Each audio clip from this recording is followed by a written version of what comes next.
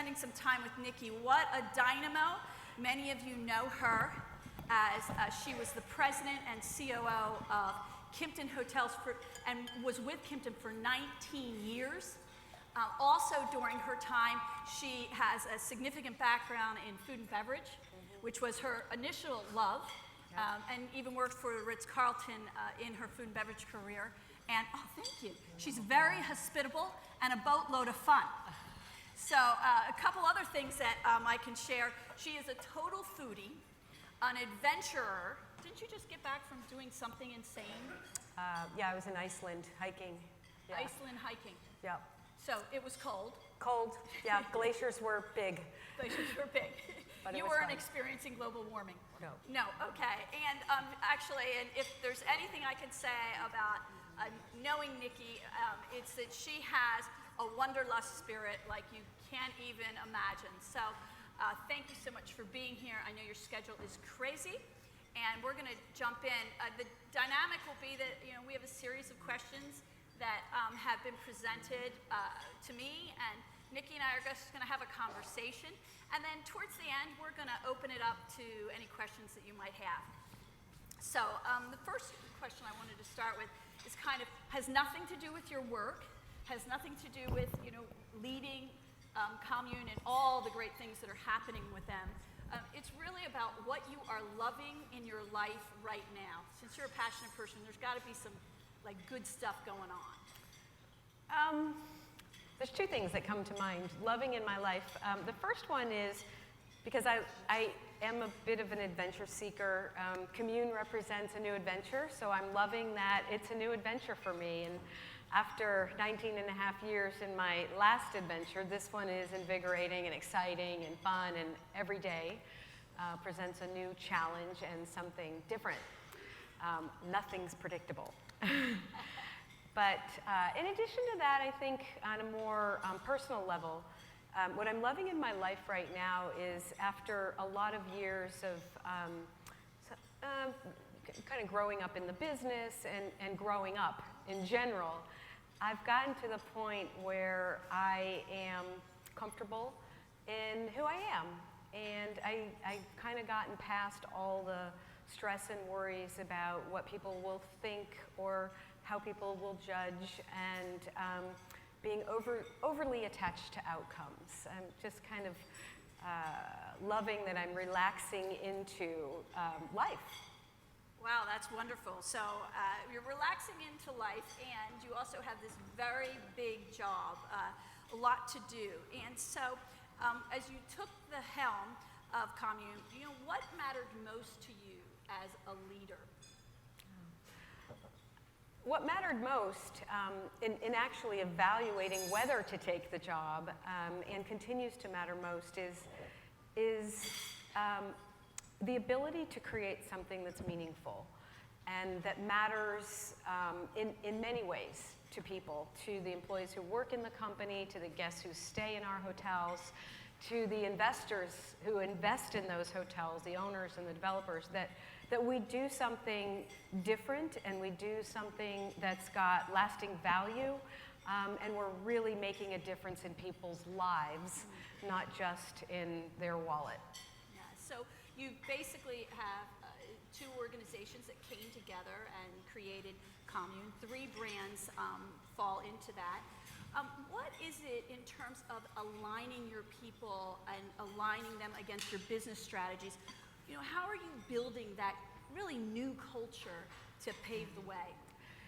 That's a great question, because the 2 brands couldn't have been more disparate. And the funny thing is, when I watched the merger from the outside, in my past life, I went, wow, this is really interesting, this California company and this New York company coming together, and what's that going to be like? Those 2 cultures couldn't be further apart. And then next thing I knew, oh, I'm gonna take this on. What you're asking is what I found most important as I started the role. In order to add value for the investors, the owners of the hotels, the employees who work there, it really boiled down to defining our higher purpose. What are we there to achieve? And going through the laborious and time-consuming, but in a positive way, exercise of engaging everyone in the conversation about what are we trying to achieve and what is the vision and the higher purpose of this organization. And then defining the values of the company and how we'll work together. Even though we have completely different brands and completely different customer or guest experiences through those brands, the back end of Commune is all about a higher purpose and shared values, and the way we work together and what we're trying to achieve every day is one company and one vision.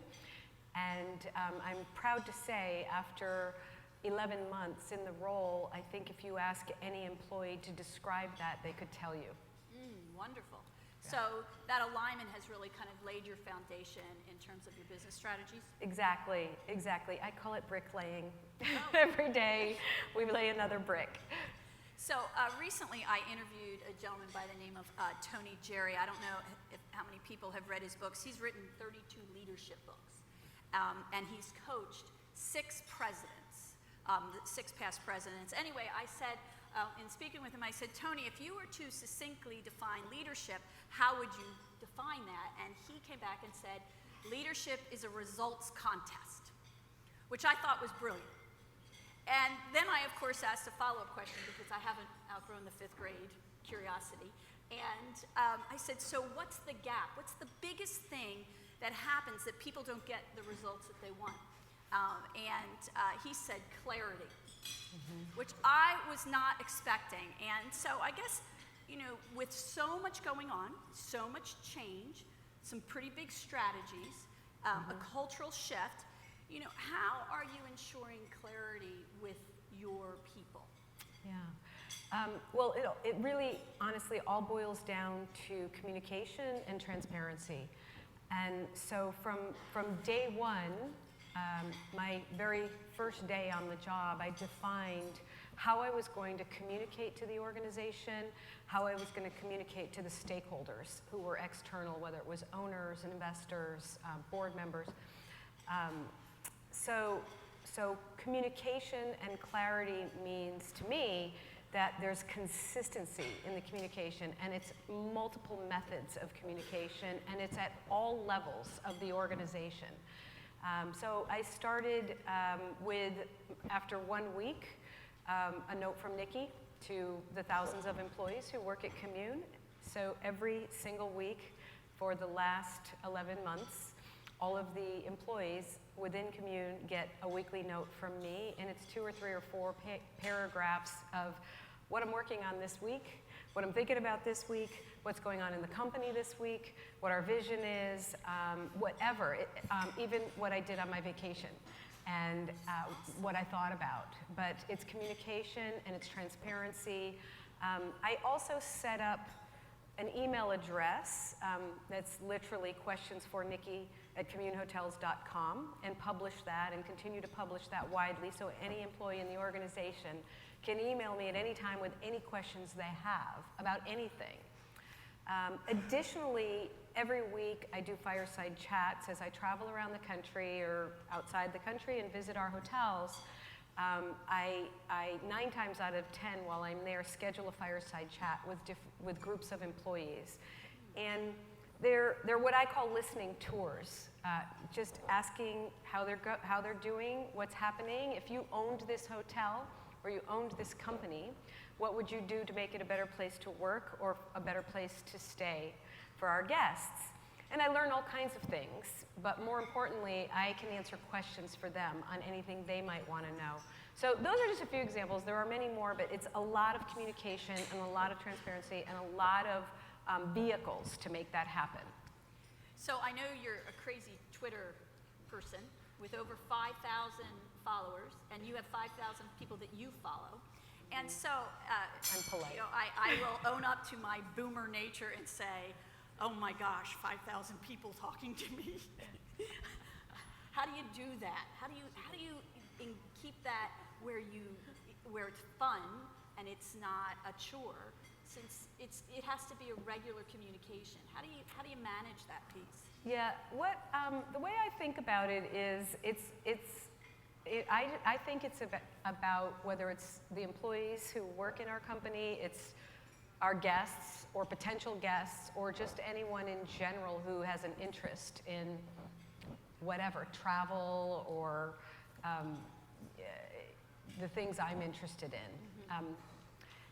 And so I think of it as just a conversation or a way to put out something that I think is interesting. So I think about tweets as adding value.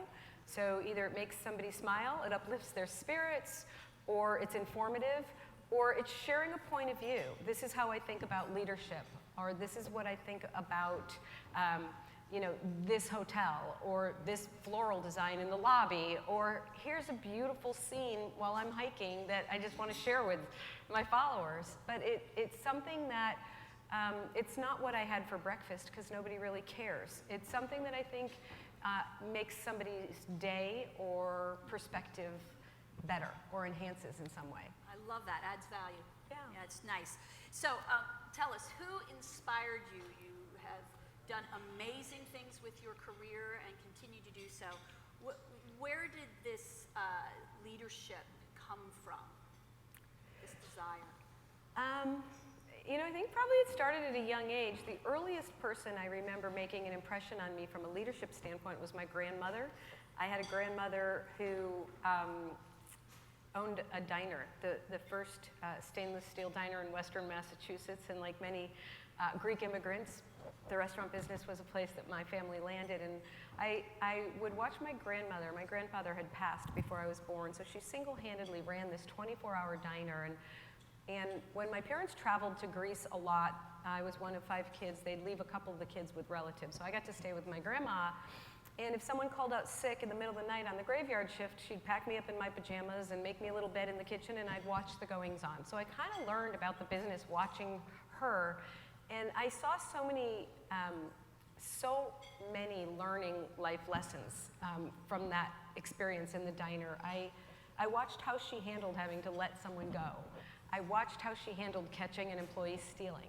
I watched how she handled customers who complained. I watched all of it, and I think it made an impression on me that is with me today. And then following up on that, my father similarly. As a young teenager, my father, English wasn't his first language. He was Greek immigrant. And so when he was a district manager of like 33 grocery stores in a chain. And when he had to do the annual performance reviews for all the managers who worked for him because he was not confident in his writing skills in English, he would have me type up those performance reviews for him, and he would articulate what he wanted to say. And I'd sit at the kitchen table for evenings on end after school, typing up on the old Smith Corona electric typewriter. I just dated myself. And type up these performance evaluations. It was electric. And I would work with him to phrase things in a diplomatic way, or in what I thought was a fair way to express something. And I learned how he told the truth, but with compassion and care for the person on the receiving end, but honestly and directly. And I think that left an impression on me. Mm-hmm. Yes. So who inspires you now? Just before we walked into the ballroom, Renie witnessed multiple people come up and say, "I know your husband, I know your husband, I know your husband." So my husband, Bob Puccini. You aren't the star. I know. So my husband, Bob Puccini, inspires me every day. He is a true Renaissance man, and when I need a point of view on something, I take it to him, and it's always completely differently than I would be thinking about it. And I value that, and I treasure that. Absolutely. Yeah. Well, if we have people around us who only have our perspective, it gets to be rather boring. Right. It's like bad dinner conversation. Exactly. If everyone's in agreement, that's why you have to bring up politics or something. So okay, I'm going to take you back. When do you remember your first leadership experience? tell me. I happen to know this story, and she didn't know that this would be exposed here, so you have to tell the truth. Go ahead. First leadership experience, when you knew you were a natural-born leader. This is what you get when you are honest with the interviewer before the stage. Yes, you can. I was about 8 years old, and I wanted to feel tough in my neighborhood because I didn't feel tough. And there were a bunch of boys in the neighborhood who were always threatening to beat me up.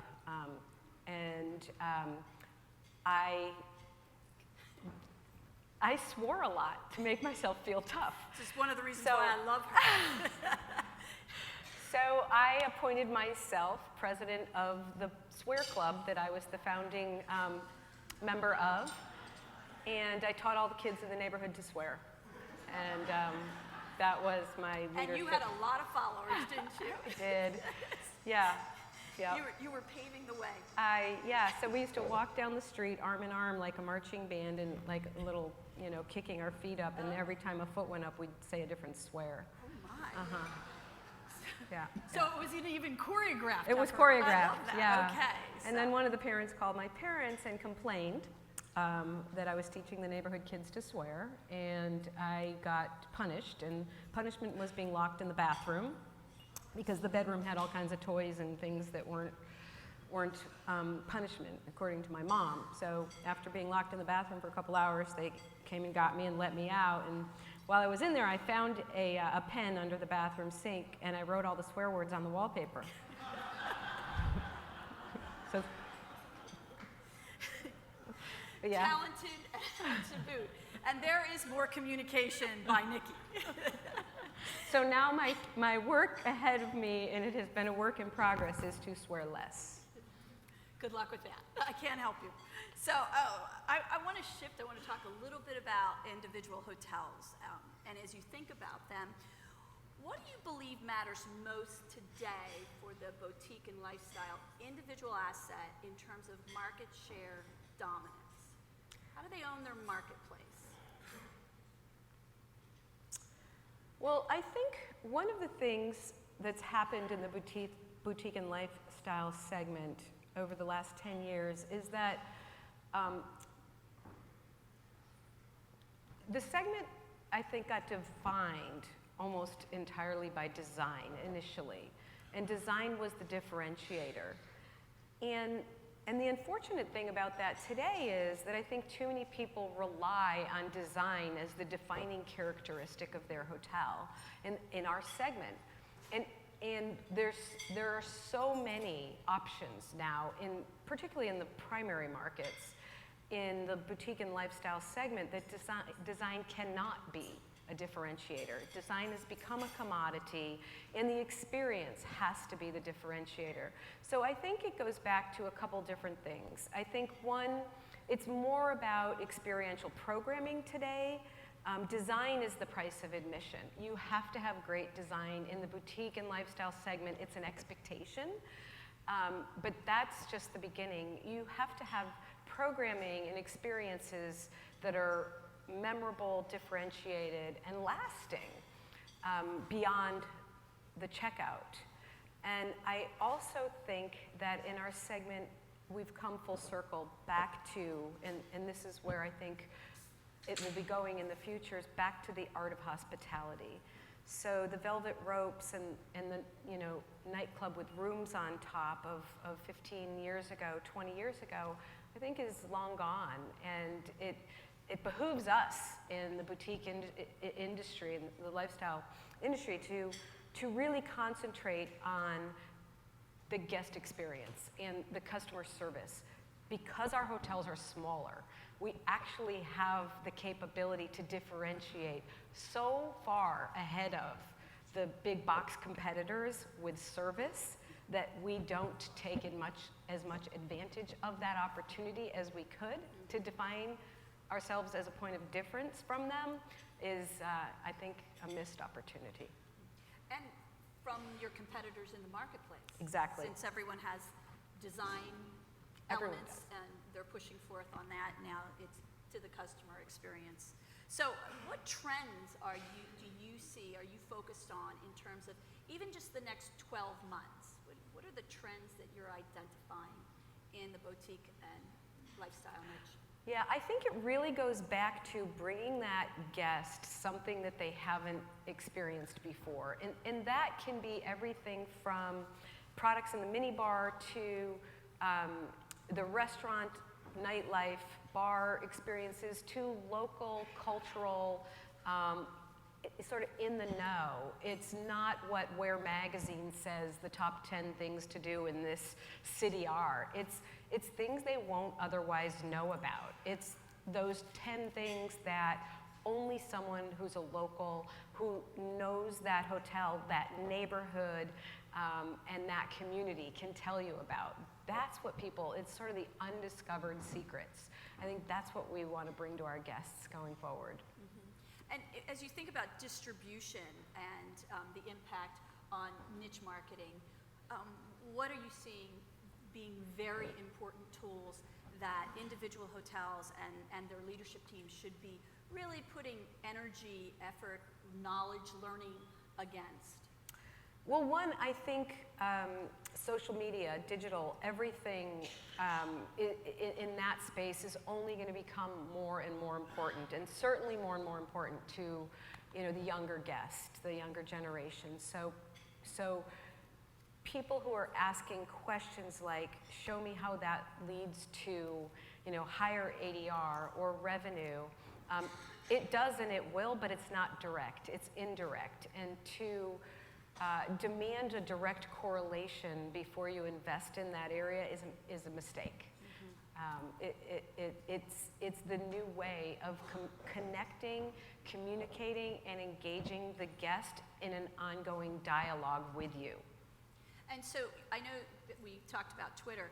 Do you think there is validity in general managers having an active Twitter account where they're communicating with their customers? Absolutely. Okay. Absolutely. It goes back to transparency. It goes back to people emotionally connect with people. They might like your design. It might get you, a customer in the door the first time, but they are going to emotionally engage with human beings. And that conversation, whether it's on Twitter, on Facebook, wherever they're able to connect, that's where now you have the opportunity to get that emotional, ongoing relationship happening. So you have a lot of things going and you're moving fast. How do you make sure that you're moving fast and still effective? What is your way of operating so that you keep the chaos down and the noise down even when there's so much to do? And I think all of us find that today, is that there's just so much on the never-ending to-do list. Yeah. And it's always coming at you. Yeah. That's my fear of the Twitter account. Yeah. It's always coming at you. There's more. Yeah, it's true. I schedule quiet time with myself.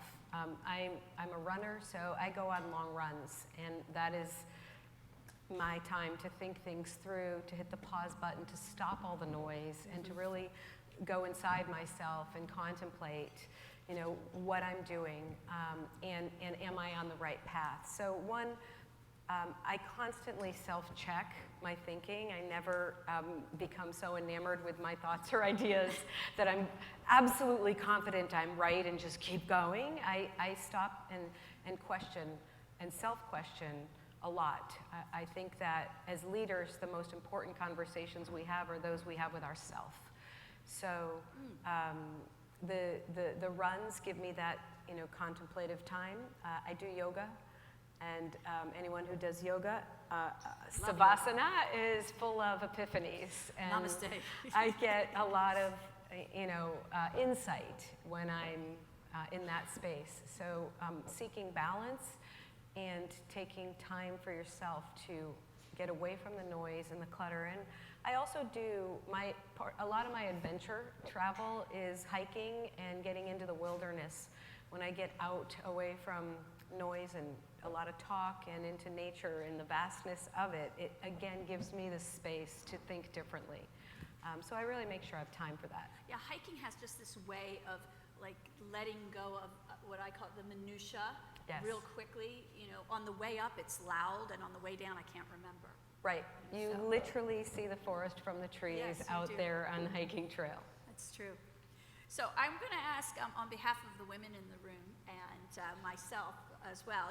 You have played on Wall Street, Main Street, and you started your career clearly when it was predominantly men in our industry. And how have you been able to really find that balance as a woman and get invited to the grown-ups table? What were the things that you really had to learn or let go of? Yeah. Well, I've been through various phases in my career around that. There was the phase of denial, where we're all just business people working together, and there's no real gender issues, and I'm just going to plunge ahead, and that actually served me fairly well, because you can't really change other people anyway. So overly focusing or worrying about whether they have bias or are judging on gender is not the best use of your energy. On the flip side, denial sometimes is not so helpful when there actually is an issue, and if you pretend it doesn't exist, you maybe aren't taking the opportunity to fully manage it appropriately. So I've gone through these different phases. The denial phase served me well younger in my career, because I just put all my energy into trying to get the job done and getting the results I was supposed to be getting. And I kind of thought, if anybody has an issue with my gender, it's their problem, not mine, and moved ahead. But at an unconscious level, I think I did feel the need to prove, like a lot of women at that era, in the early 80s, that I was as tough as guys. And so to us as women entering the workforce in that time, I think most of us felt like equality meant sameness. So in order to be considered equal to men, we had to act like men. So we dressed like men. The women's fashion, business fashion in the era, those goofy suits and floppy ties and big shoulder pads. And so likewise, I think unconsciously I was working very hard, overcompensating at times to prove I was really tough, just like the guys. Mm-hmm. And so that didn't serve me well, because the truth of the matter is I'm not really tough. I have a hard time when I have to fire someone. I still do it, but I don't like it, and it's difficult, and it never gets easy. And pretending that it doesn't bother me is a lie. Right. So I've come to grips with equality isn't sameness. Equality is accepting that we both have value to contribute, but in different ways. So you really had to redefine it for yourself, and that gave you peace. It did. Mm-hmm. That makes good sense. I am very thankful that fashion has not brought back the floppy tie thing. It was ugly at the time, and it remains Still ugly, and may it rest in peace. It was kind of like, wear this boy-looking suit, and now we're going to stick a bow thing up here and hope that it looks good. So I'm going to just ask you a couple of final questions. We're going to go over to Inside the Actors Studio. Have you ever seen James Lipton's 10 questions? And everybody familiar with Inside the Actors Studio? And he asks these 10 great questions. And so I'm going to end with that, and then we're going to open it up to everyone in terms of questions that you might have. And so what is your favorite word? Oh, wow. Miss Swear Club. I've evolved. I don't swear like I did when I was 8. I learned I don't have to prove I'm tough by swearing a lot. Okay. Favorite word? I would say the word I use most common probably is wow. I love wow. Okay. Wow is, I'm surprised. Wow is, that's cool. Wow is, oh my God, you caught me off guard. It's real, it's genuine. Oh, I like that. And so what turns you on? What turns me on? Honest, authentic, real conversation where people are comfortable and confident enough to share their real feelings and real vulnerabilities as human beings. That turns me on when I can speak one-on-one with someone, particularly a friend or someone I work with genuinely and sincerely and complete abandon. And so what turns you off? I really don't like boastful people. I don't like people who are overly, self-congratulatory, bragging, or kind of posturing. Yeah. Icky. Yeah. So what sound do you love? Husband and I have a home up in Sonoma, and my favorite sound, I think, is waking up on Saturday morning, hearing the birds chirping outside the window. There are these finches that have this beautiful warble, and when I hear that, when I wake up, it's just like I'm away from the city, I'm away from airplanes, I'm away from noise. My cell phone is somewhere in another room on a charger, and the birds chirping are the beginning of a quiet weekend with hubby in the country. Nice, nice. So what sound do you hate? The sound of crunching metal in a car accident. I'm a really bad driver, so I know that sound all too well, and it's almost always my fault. It's even worse when it's hubby's car. What's your least favorite word? My least favorite word? That's a tough one. Awesome. I think it's so overly used. So what's your favorite curse word? Bullshit. All right. I have a meter, and so when my meter starts going like this, it just comes out. That's bullshit. So what profession other than yours would you like to attempt? I think I'd love to be a landscape gardener. I love being outdoors, and there's a whole side of me around creating things, creative something or other. I'm constantly, gardening is a passion of mine, so getting outside and designing landscapes would be something I'd love to do. So then the opposite, what passion would you not like to do? What would I not like to do? I think I'd hate to work in a mortuary. Oh, yeah. Yeah, I'm with you. I can't find anything gratifying about that. So last question is, if heaven exists, what would you like to hear God say when you arrive at the pearly gates? I'd love to hear God say, welcome. You have the presidential suite reserved for you. You've done so many good deeds in your life. We've got a special VIP welcome amenity and the best suite in the house with your name on it. Thank you very much. Very good. Thank you. Oh, okay. So if we can take some questions, if anybody has any. Yes, sir. If you could stand, please, so we can and give your best projection. Okay. Well, Niki, you did such a great job with the restaurant side. I know you say you're a foodie. So my question is, what are your plans with Commune to put that in place there? Is that a part of this plan, or what's going to happen? Yeah. Yes, with commune, commune the verb. With commune, the dining experience is an important part of the hotel experience, and I think in our segment it is.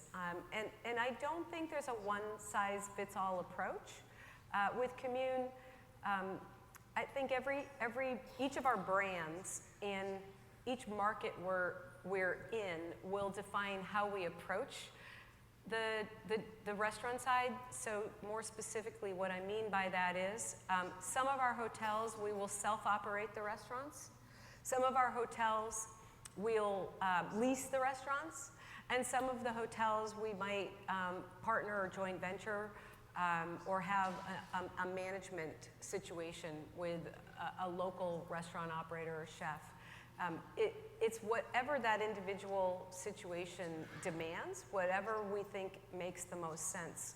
But what I will say is bringing a great restaurant experience that is local and steeped in what the community is about and what the neighborhood is about is an important part of the experience in all of our brands.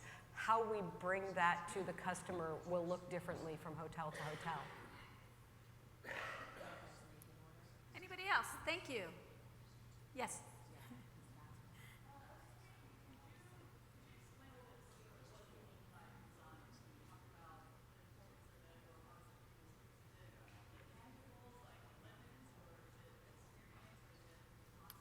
Sure. What I was speaking of was interior design. I think in the boutique segment, the consumer today has come to expect design that wows them in a boutique hotel. I think that was carved out early by some of the early entries into the market, like Ian Schrager, like Bill Kimpton, and that wow design became a defining part of our segment. So now, it's not a differentiator. It used to be. It's not anymore. So the interior design has to be great, but that's just the beginning because there's an expectation that it's going to be something different and inspiring for the guest. You have to have it, but that just allows you to compete. I think it has to go much further than the interior design, and it has to, you have to consider impacting all aspects of the hotel experience for the guests to really set yourself apart in our segment today. I hope that answers your question. Thank you. What one experience in your own personal travels really stands out in your mind, whether it's an amenity or something the hotel did or even design for that matter?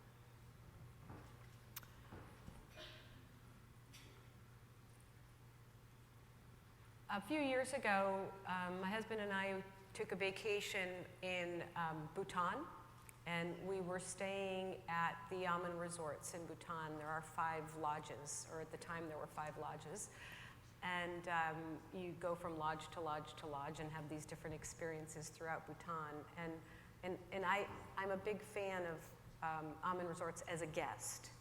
And I like to stay in them because one of the things I think they do so well, in this particular experience, what they did so well was every lodge we stayed at, every night, it was just a small gesture, but there was a small gift on the bed as part of the turn down.